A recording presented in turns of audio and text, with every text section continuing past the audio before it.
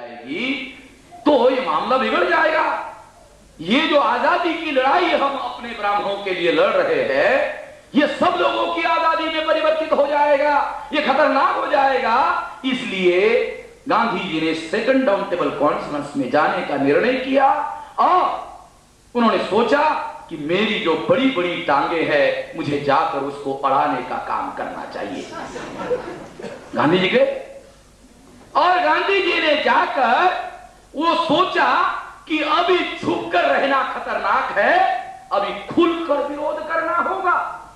यानी जो चीज 28 को वो छुपकर सामने नहीं आना चाहते थे, उनको 32 को खुलकर सामने आना पड़ा और कहा कि डॉक्टर आंबेडकर की सारी मांगों को मेरा विरोध है। सिद्ध हुआ। क्या सिद्ध हुआ? कि साइमन कमीशन को विरोध करने का जो गांधी जी का कारण था वो झूठा था और असली कारण वो हमारे लोगों को विधिमंडलों में रिप्रेजेंटेशन देना नहीं चाहते थे। ये असली कारण था। ये बाद में 32 में एक्सपोज हो गया। साइमन कमीशन के विरोध का जो कारण उन्होंने उस समय बताया था वो झूठा साबित हो गया। उन्होंने कहा कि गांधी जी के शब्द है, मुसलमानों को सेपरेट लोकेट दिया जाता है, मैं उसका विरोधी नहीं हूं। एंग्लो इंडियन को दिया जाता है, मैं उसका विरोधी नहीं हूं। क्रिश्चियनों को दिया जाता है, मैं उसका विरोधी नहीं हूं। सिखों को दिया जाता है, मैं उसका विरोधी नहीं हूं। मगर अगर अछूतों को यह अधिकार दिया जाता है तो मैं इसका विरोधी हूं। ये गांधी जी के शब्द है, मेरे नहीं, मेरे पास की नहीं बता रहा हूं। किसी को गांधी जी के प्रति प्रेम होगा तो ये शब्द जरा छानबीन कर ले। प्रेम होगा तो ये देख लेना, छानबीन कर ले। कहा कि अगर ये मांगे मंजूर हुई तो मैं जान की बाजी लगा दूंगा, जान दे दूंगा, ताकि ये मांगे मंजूर ना हो। मगर गांधी जी की बात का असर नहीं हुआ अंग्रेजों पर। 17 अगस्त 1932 को कम्युनल अवार्ड डिक्लेयर हुआ और बाबा साहब की सारी मांगे मंजूर हुई। गांधी जी, बाबा साहब अम्बेडकर की सारी मांगे मंजूर हुई। 17 अगस्त 1932 को कम्युनल अवार्ड डिक्लेयर हुआ। गांधी जी ने कम्युनल अवार्ड पढ़ते ही उसके विरोध में अनशन करने की घोषणा कर दी। अनशन करने की, उपवास करने की घोषणा कर दी। और गांधी जी ने उपवास शुरू कर दिया 20 सितंबर 1932 को और 4 दिन में पूना पैक्ट हुआ। सितंबर 32 को, 24 सितंबर 32 को पूना पैक्ट हो गया। पूना पैक्ट, बाबा साहब अम्बेडकर ने कम्युनल अवार्ड में 4 मांगे मांगी थी, वो चारों मांगे मंजूर हुई थी। गांधी जी के उपवास की वजह से क्या हुआ? गांधी जी ने जो उपवास किया उसका परिणाम हुआ पूना पैक्ट हुआ। पूना पैक्ट कैसे हुआ? बाबा साहब अम्बेडकर के थोड़ा शब्द बताता हूं। हमारे लोग जो है पढ़ते नहीं है, इसलिए बाबा साहब अम्बेडकर के शब्द बताया जाना जरूरी है हमारे लोगों को। और ये 46 के है। उसके बाद में जो उन्होंने उसका अध्ययन किया उसके आधार पर टाइटल है disadvantage of the Poona pact. यानी पूना पैक्ट के क्या हमारे ऊपर गंभीर परिणाम हुए, तो ये पूना पैक्ट कैसे हुआ उनके शब्द है। उन्होंने लिखा, the Poona pact is thus fraught with mischief. एक धोखेबाजी थी। It was accepted because of the coercive force of Mr. Gandhi and because of the assurance given by the time at the time that the caste Hindu will not interfere in the election of the scheduled caste। तो यहां आपको शब्द जो है Poona pact क्यों हुआ? Due to coercive fast.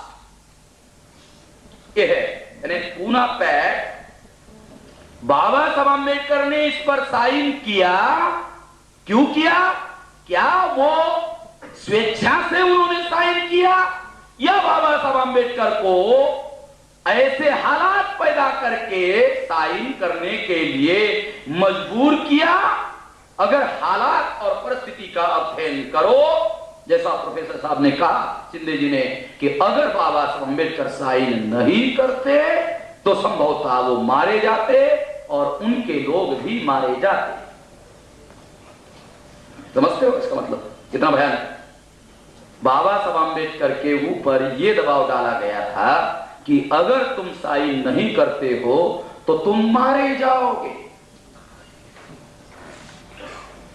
इस हालात में बाबा साहब अम्बेडकर ने उस पर साइन किया, और जब ये इस हालात में बाबा साहब अम्बेडकर ने साइन किया तो स्पष्ट है कि ये जो समझौता था ये वन वे था, ये वन वे था, और इसमें हमारे लोगों की कोई भी बात जो जायज थी, सारी की सारी बातों को उल्टा दिया गया।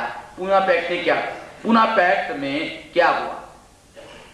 जो 4 मांगे मंजूर हुई थी उसमें से 2 मांगे सबसे ज्यादा फंडामेंटल थी, बाकी सेकेंडरी मांगे थी। एक एडेक्वेट रिप्रेजेंटेशन सेकेंडरी मांग थी, 2 एडल्ट फ्रेंचाइज सेकेंडरी मांग थी। 2 बातें बहुत महत्वपूर्ण थी, 2 मांग, एक सेपरेट इलेक्टोरेट और वेल वोटिंग।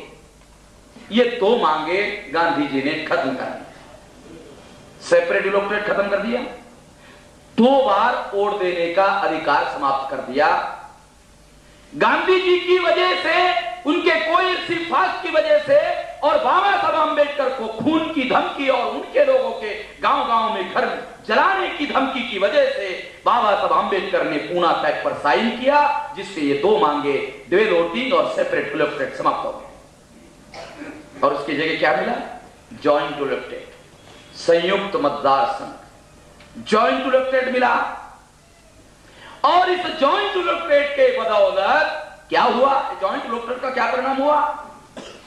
आज ये जो जॉइंट इलेक्टोरेट आया है, पूना पैक्ट में जॉइंट इलेक्टोरेट है, पूना पैक्ट की वजह से जॉइंट इलेक्टोरेट आया। इस जॉइंट इलेक्टोरेट का आज इंडिया में जॉइंट इलेक्टोरेट के आधार पर चुनाव होता है। और एक बात ख्याल रखना, बहुत सारे लोगों को यह जानकारी नहीं है, जो बहुत ज्यादा फंडामेंटल है। वो क्या है? बाबा साहब अम्बेडकर ने जॉइंट इलेक्टोरेट मांगा, मगर एक बात उन्होंने गांधी जी से मनवाने में कामयाबी हासिल की। वो 50% फायदे की बात थी। वो कौन सी? कि जॉइंट इलेक्टोरेट में चुनाव होगा, मगर चुनाव एक बार नहीं 2 बार होगा। कि अनुसूचित जाति के कैंडिडेट कौन होंगे, ये कांग्रेस हाईकमांड डिसाइड नहीं करेगी। ये मैं बता रहा हूं, मैं विश्लेषण समझा रहा हूं। 2 बार चुनाव करने के पीछे बाबा साहब अम्बेडकर का क्या उद्देश्य था? कि पहले बार चुनाव होगा कि फाइनल इलेक्शन में कौन कैंडिडेट होगा। कोई भी अनुसूचित जाति का आदमी चुनाव लड़ सकता है। प्रेफरेंस में